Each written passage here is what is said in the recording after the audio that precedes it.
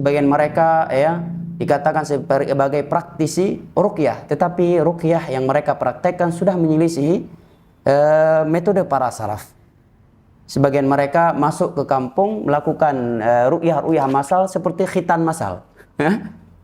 Datang ke kampung menganjurkan suatu masyarakat untuk ikut ruqyah massal. Masyarakat udah bilang kami sehat-sehat aja kok, nggak apa-apa, kita tes aja dulu, siapa tahu ada abu di dalam tubuh ibu.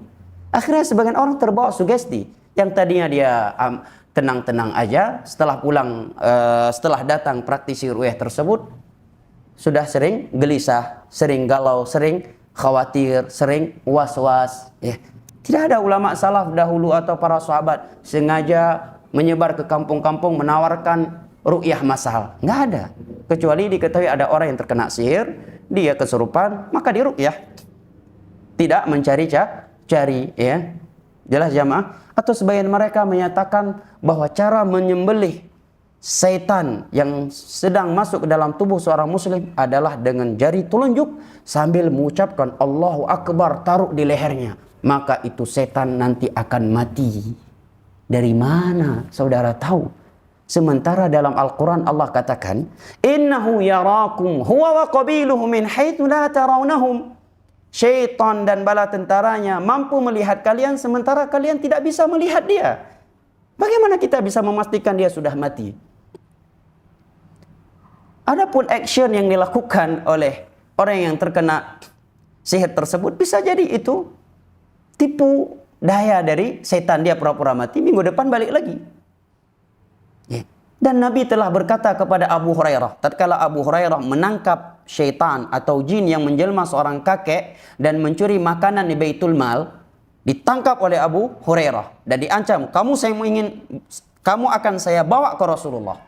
Dia pun ketakutan dan menyampaikan kepada Abu Hurairah untuk membacakan ayat kursi, dan apabila ia membaca ayat kursi setiap malam maka syaitan tidak akan mampu menjaganya. Abu Hurairah tidak langsung percaya. Kemudian Abu Hurairah pulang menemui Nabi dan menyampaikan hal tersebut. Maka Nabi menyatakan, sadaqaka wa huwa kadzub. Wahai Abu Hurairah, sungguh benar jin tersebut. Benar. Itu keutamaan ayat kursi. Membaca ayat kursi di malam hari. Tetapi ingat, jin itu, syaitan itu pendusta. Apa pelajaran yang dapat kita petik dari ucapan Nabi di atas? Kata para ulama bahwa berita dari syaitan tidak bisa dipercaya. Makanya Abu Hurairah tidak langsung mengamalkannya sampai Nabi membenarkannya. Oleh karenanya seorang ketika meruqyah pasien jangan bermudah-mudahan ya bertanya kepada berkomunikasi atau mempercayai setan tersebut. Bahkan terkadang sebagian ucapan setan ya, melalui mulut orang yang kesurupan tersebut kalau dipercaya mengakibatkan perang saudara. Si ruqyah bertanya, kenapa kamu masuk ke tubuh dia, siapa yang ngirim kamu? Akhirnya dia jawab, tetangga sebelah yang ngirim saya ke rumah. Akhirnya perang tetangga dengan tetangganya. Sementara setan itu kata Nabi kadzub, pendusta. Ya udah ruqyah saja. Ruqyah, bacain Al-Quran, bacakan terus. Bacakan zikir-zikir, doa-doa yang Nabi ajarkan. Kalau ingin memberikan nasihat kepadanya, maka berikan nasihat saya. Tidak perlu bertanya-tanya, berkomunikasi kepadanya. Kenapa kamu datang ke sini? Nanti dia jawab dengan jawaban yang bisa memalukan si korban, yang itu bisa benar, bisa dusta. Saya mengganggu dia karena dia ganggu istri orang. Akhirnya ini orang begitu sadar. Setelah diruqyah, orang lain pada benci semua kepadanya. Akhirnya pun dia heran, kenapa nih orang pada benci sama aku? Akhirnya orang menyatakan, rupanya kamu selama ini ganggu istri orang, makanya kamu sering kesurupan. Padahal yang memberitakan dia setan, yang Nabi katakan kadzub.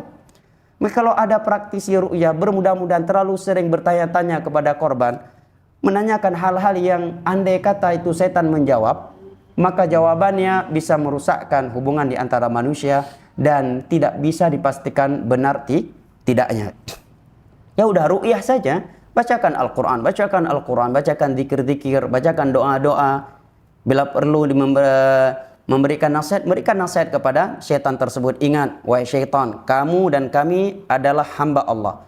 Kita semua dijanjikan dengan syurga jika kita taat. Dan kita terancam dengan neraka apabila kita bermaksiat kepada Allah. Dan engkau telah mengganggu saudara muslim. Engkau tidak boleh melakukan ini. Ini adalah pelanggaran agama. Ingat, Allah mengancam orang-orang yang melakukan ini. Bacakan ayat-ayat kepadanya. Ya. Nggak perlu bertanya siapa yang mengirim kamu, apa sebabnya kamu masuk ke sini, ya. Ya, bagaimana cara kami bisa menyembuhkan dia? Akhirnya setan mengajarkan hal-hal yang sifatnya syirik.